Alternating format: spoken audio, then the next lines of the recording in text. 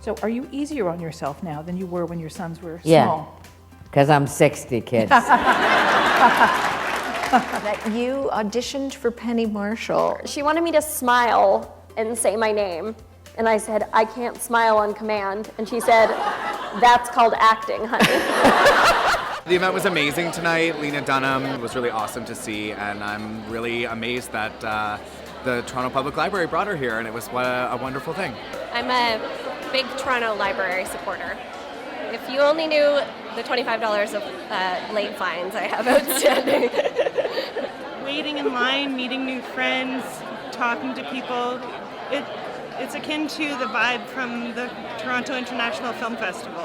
Wonderful struggles of right against wrong, sung in the rhymes of the world's great song, but never a greater than this. In the Montreal Canadiens dressing room is the phrase, "To you from failing hands, we throw the torch, be yours to hold it high." Is we've got to train those peacekeeping forces to recognize that there are other means of neutralizing these child soldiers than simply killing them or backing off.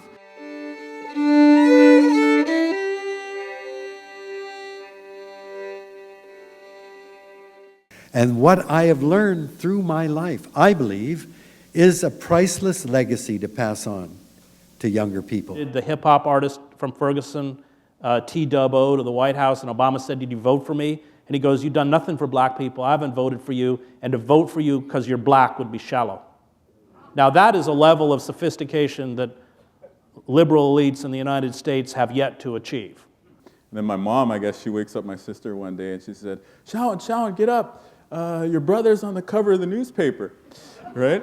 And I was on the cover because of I had a rap CD coming out, right? And it was like promotion for the rap album that was coming out. But Shawn was like, "Oh no, what did he do now?" Ask Justin Trudeau. Or would you? Well, look, he's a very charming, impressive man when you meet him. I mean, and he's got an appeal, and to speak with him, he's not an unimpressive guy to speak with. I mean, he's not like his father, but he's frankly more charming than his father. What kind of a dad was he? What I remember clearest was he had a level of love and commitment to us that we never doubted. He demonstrated 1,000 different ways every single time we were with him. Dear sir, I'm writing a novel which will lift the lid off the true nature of the police in Edinburgh. And can I turn up at his police station? These two very dapper detectives, three-piece suits, neat haircuts, come in to look at me and go, "Whoa, you're writing a book?" So I went back to Leith Police Station Monday morning to discover I was the only suspect. What's your relationship like with the place that you come from and your family and the people back home? And oh, they're really proud. My books are for sale in the post office because the village is too small. It doesn't have a bookstore. They're in the post office, and my mom stocks them there. And when people want a book, they usually call my mom to figure out where to get it. And because that's what happens. I think it started with musicians. Like if you put out your fiddle CD, which is de rigueur. Just think about what it is that you want to get down on the paper. You don't think about what your mother might think about. My mother told me I couldn't write about sex until she died. But my daughter said I couldn't write about sex until she died. So, your primary duty as a spouse is also to be an honest editor and to provide that person with what they really need, which is to be pushed and cajoled and coached, to a better place on the page. Then me and Bahar and Peter were transferred to a better prison, and the three of us lived together and coexisted in a place, in a cell we called the shoebox, because it was so small we couldn't stand at the same time. We were then upgraded, and we were kept with 15 prisoners, the senior prisoners in Egypt. The head of the former head of the parliament is on your left, the former prime minister is on your right, and the head of the supreme guy, the Muslim Brotherhood, is in front of you. So it was a lot of exclusive material that we gathered. And there's probably a Christopher Hitchens channel on YouTube, I don't know, but those zillions of hits on Christopher saying, outrageous things about everything, you know, I think made him a star, and I think he really liked it. Martin Amis told this very funny story about how Christopher was really happy in the later years of his life that he couldn't walk down the street without being recognized. And so Martin and Christopher were in Southampton, Long Island, and they were walking around, and Martin noticed that nobody had come up, you know. And so Martin said, what's going on? Nobody's coming up to say hello to the hitch. It must have been 10 minutes. And Christopher said, no, it's been longer. I have heard people saying things like, you know, oh, I loved Never Let Me Go, you know, and Remains of the Day, but I hear your new book's got ogres and pixies in it. I don't usually read books with ogres and pixies in it, so I'm not sure if I should read your book, as much as I like your work usually. And I'm slightly offended on behalf of my ogres and pixies. Yes. Have I ever wanted to see one of my books on the big screen? Well, I have had that experience a couple of times.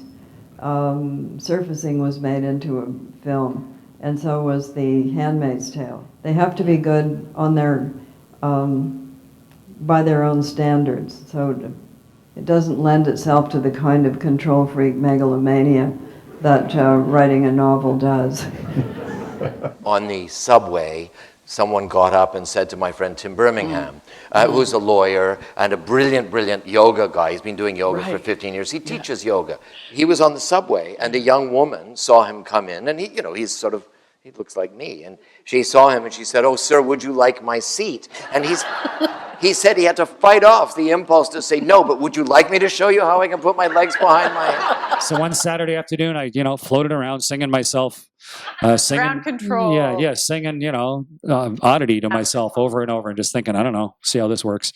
And sent all that video to the Canadian Space Agency. They cleared it all, edited it all, sent it to Evan. He and a buddy named Andrew Tidby did the editing over a 6 or 7 day period.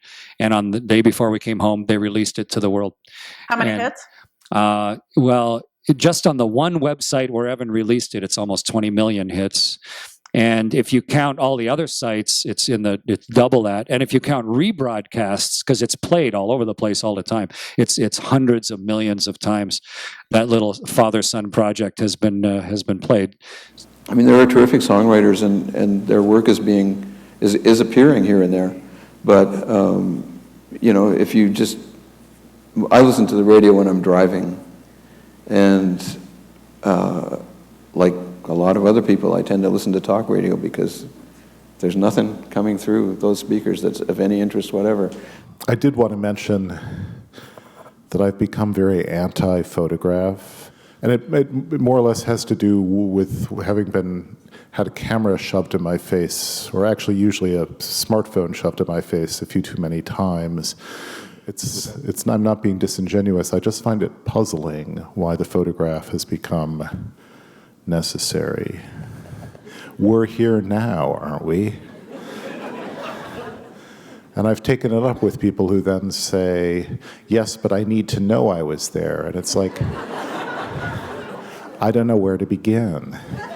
So when a businessman is a great moral leader, it is because they have maintained their conscience separately from their operations. They have taken. Would you put Bill Gates in that? So Gates, sure, is the most ruthless capitalist. And then he wakes up one morning and he says, enough. And he steps down, he takes his money, takes it off the table, and I firmly believe that 50 years from now, he will be remembered for his charitable work. No one will even remember what Microsoft is. And of the great entrepreneurs of this era, people will have forgotten Steve Jobs. Who's Steve Jobs again? I've familiarized myself with the Toronto Public Library. I was here not that long ago, and it's such an eye-opener. Like, I spent a lot of time in libraries when I was a kid, and there was no bar.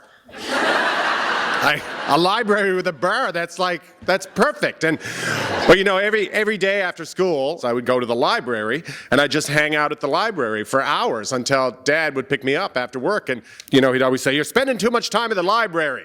And he said, "You'll get old book lung." But this facility is so clean and nice, and with a bar, I don't think there's any chance of that, so I'll certainly be coming back. We're in this library, and it is so true that a librarian or a teacher can put the right book in the hands of the right child at the right time and change a life.